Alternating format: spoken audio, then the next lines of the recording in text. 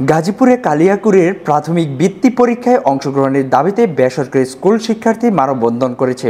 সকাল 10টায় ঢাকা-টাঙ্গাইল মহাসড়কে উপজেলার চন্দ্রা এলাকায় ঘণ্টাব্যাপী শিক্ষার্থী মানববন্ধন করে। মানববন্ধনে সামি মডার্ন স্কুলের প্রতিষ্ঠাতা পরিচালক মোহাম্মদ শফিজউদ্দিন সভাপতিত্বে মানববন্ধনে বক্তব্য রাখেন রোজ গার্ডেন মডেল হাই স্কুল পরিচালক জহিরুল ইসলাম, গাজীপুর সৃষ্টি স্কুল অ্যান্ড কলেজের চন্দ্রা শাখার পরিচালক আজহারুল ইসলাম লিখন, ভার্টিক্স একাডেমি স্কুল অ্যান্ড কলেজের পরিচালক মানিক হোসেন সহ Afazuddin Mollah school and college, Gram Bangla Bidyalay, ওয়াইসিস model academy, Dewan ideal school, Nightingale pre cadet, Kalampur ideal স্কুলের পরিচালকগণ উপস্থিত ছিলেন।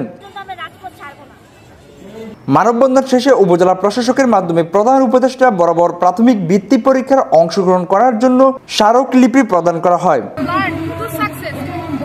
স্বাধীনতা টিভি বাংলা নিউজ ডেস্ক।